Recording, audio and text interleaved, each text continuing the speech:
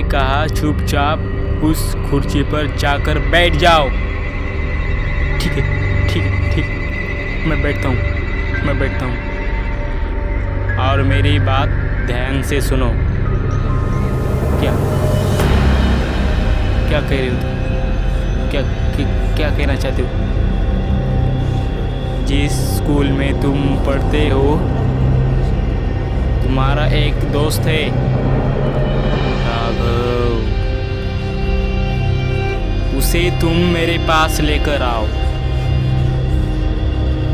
आज अमावस्या की रात है और मुझे आज एक बलि चाहिए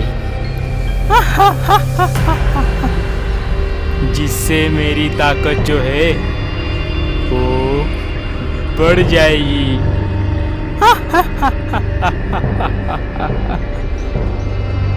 यदि तुम अपनी जान बख्शना चाहते हो तो उसे मेरे पास लेकर आओ।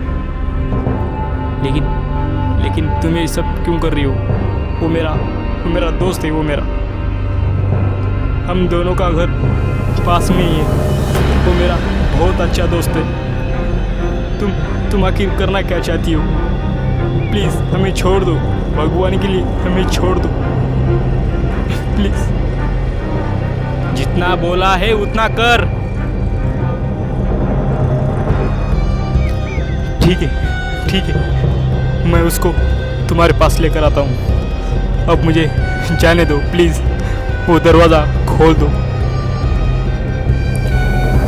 दोस्तों, फिर उसी टाइम रोहन वहाँ से चला जाता है, लेकिन वो किसी को कुछ नहीं बोलता है। इस घटना के बारे में किसी से बात नहीं करता है, वो किसी को कुछ नहीं बताता है, अपनी माँ को तो कुछ नहीं बताता है। जाता है, चुपचाप सो जाता है और अगली सुबह स्कूल के लिए तैयार होता है। और जो उसका दोस्त था उसके सुबह उससे बात करता है।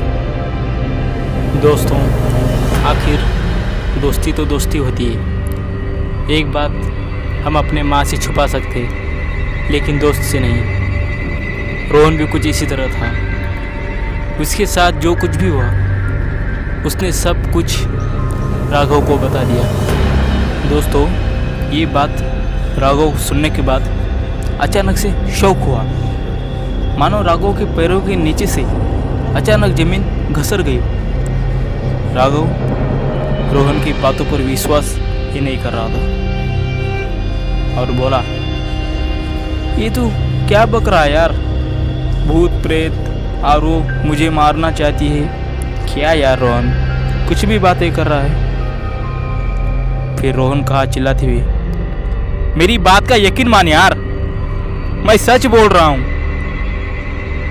मैंने अभी तक तुझसे ऐसी बात कही है क्या?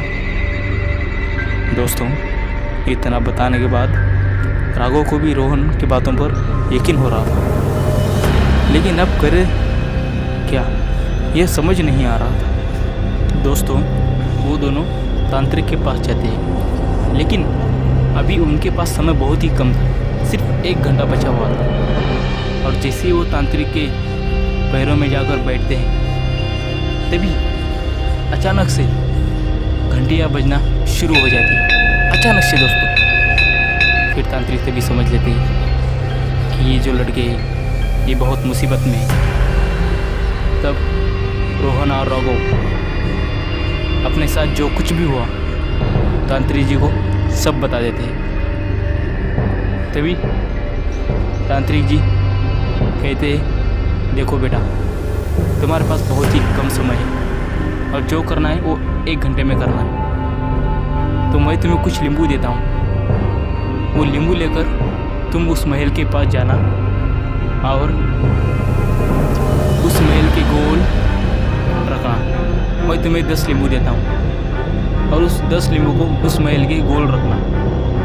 इतना कहने के बाद वो तुरंत नींबू ले लेते हैं और चल पड़ते उस महल। दोस्तों, क्या ही बताएं दोस्तों, क्या हालत हुई होगी दोनों की। वो सच बता रहा हूँ दोस्तों, हर एक कदम पर रोहन गिर रहा था, मानो उसका कोई पैर खींच रहा है।